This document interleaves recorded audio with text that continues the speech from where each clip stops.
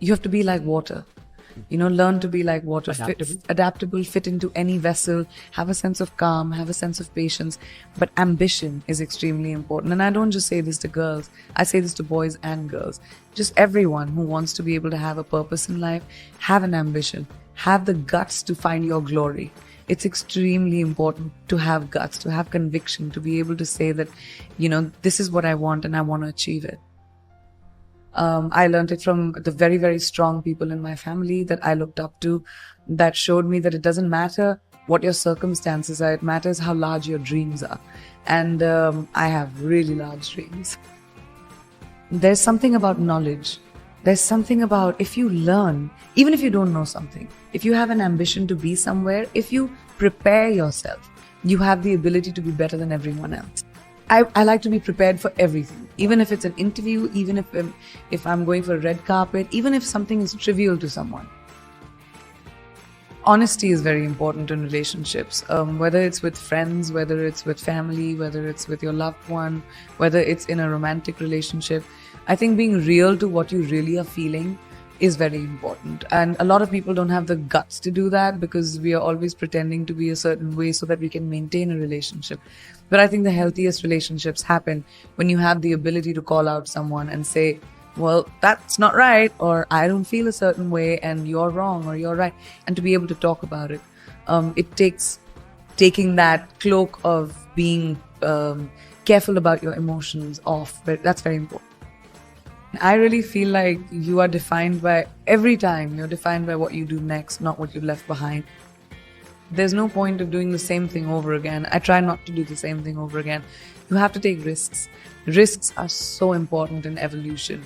Playing it safe, yeah, you can have an existence, but you'll never be someone who's a trailblazer. My dad was extremely sensitive, but he was also like my biggest champion. The one thing that I learned from him was the hustle. He always taught me that don't be afraid of the failure. What you do next after failure is what will define you. Everyone fails. It's going to happen to you. It's going to happen to me. It's going to happen to everyone.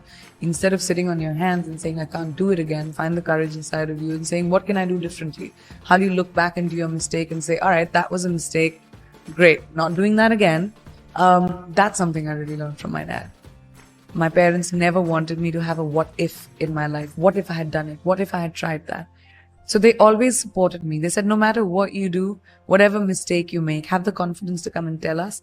Because even if you kill someone, my dad, I remember him telling me this, even if you kill someone, come and tell me, I'll help you find the body. I'll help you bury the body, but then I'll take you to the cops too. So you'll always have to have courage of conviction. We spend our entire lives trying to figure out who we really are, and then we change. And then we figure it out, and then we change again. And I think that's the most constant, right? I'm constantly changing, constantly evolving, and I'm hoping that everyone's still curious about me as I keep doing that. I've had so many times whenever I'm doing interviews, people always ask me that, oh, you're doing a movie with, a female co-actor. Did you guys get along? Were there catfights?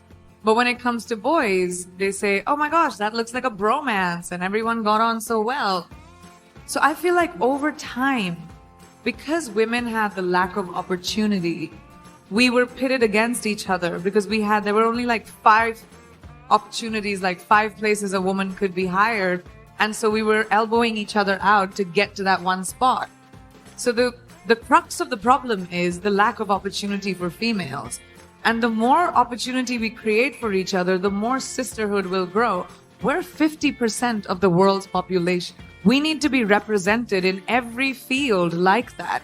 We need to be empowered by each other, by the people who are in positions of power, by putting us in positions of power.